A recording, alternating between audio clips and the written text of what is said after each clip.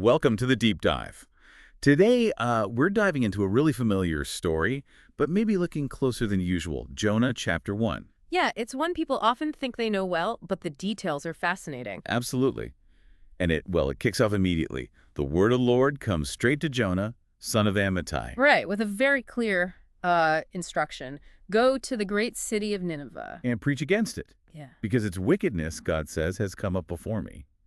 Pretty direct assignment. Extremely direct. And Jonah's reaction is, well, it's immediate, but not in the way you might expect. Not at all. He just runs. He decides to flee from the Lord. Yeah, he heads for Tarshish. Yeah. Which, is generally understood to be in completely the opposite direction of Nineveh. He goes down to the port city, Joppa, find the ship heading there. And this is key. He pays the fare. This isn't some spur-of-the-moment jump onto a boat. No, it's deliberate. The text specifically says he did it to flee from the Lord. He's putting serious effort, time, and money into getting away. Exactly. So he gets on board, maybe breathes a sigh of relief. But, that's not how it works. The Lord sends a great wind onto the sea. And not just a breeze, a violent storm. So bad the ship itself is threatened, like it's about to break apart. Understandably, the sailors are terrified. Absolutely terrified. They're doing everything they can, crying out to their own gods, for starters. Right. Multiple gods mentioned, implicitly. And they're throwing cargo overboard, trying to lighten the ship. Just chaos. Total chaos. And in the middle of all this, where's the guy who caused it? Jonah. He's gone down below deck, found a spot, and is fast asleep. It's almost unbelievable, isn't it?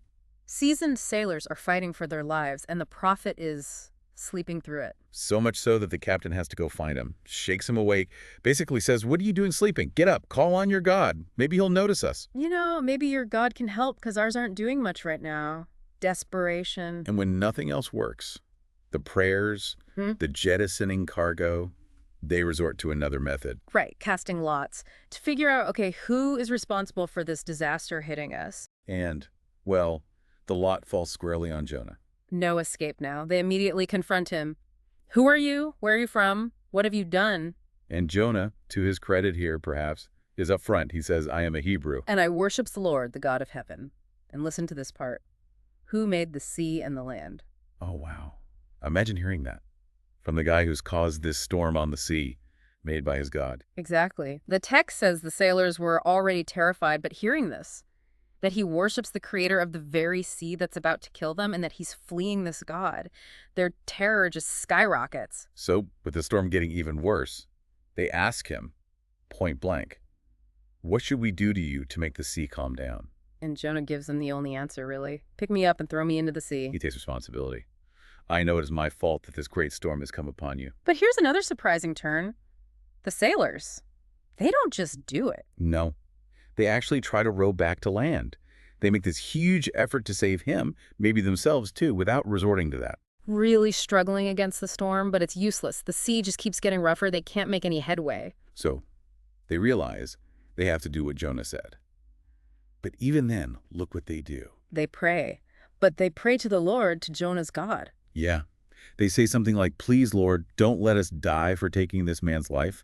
Don't hold us accountable for killing an innocent man," although they know he's not quite innocent in this situation. "For you, Lord, have done as it pleased you."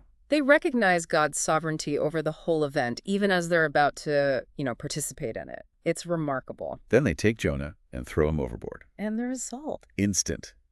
The raging sea grew calm. Just stopped. Imagine witnessing that. 1 second, deadly storm, next second, calm, because they threw one man into the water. The sailors' reaction is profound. They were terrified before, now they're filled with awe and fear of the Lord.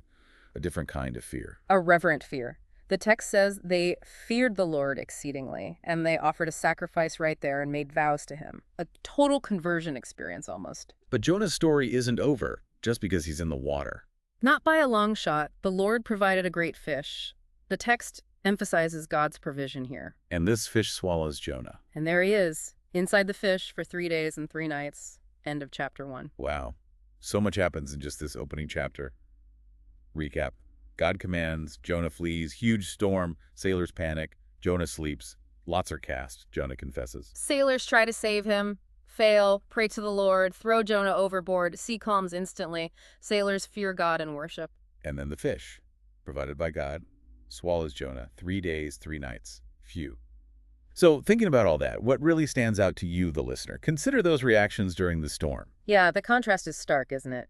Jonah's sleep versus the frantic sailors, first praying to their gods, then eventually to the Lord. Their fear evolves, their actions change based on what they witness. It's quite a journey for them in just a few verses. Definitely. So maybe a final thought to leave you with. What does this incredible opening chapter suggest about, well, trying to run from a divine calling? The consequences seem pretty severe, or at least dramatic. And maybe think about the responses. What's most surprising? Jonah's actions. Or perhaps the actions and the developing faith of the so-called pagan sailors? Lots to chew on there.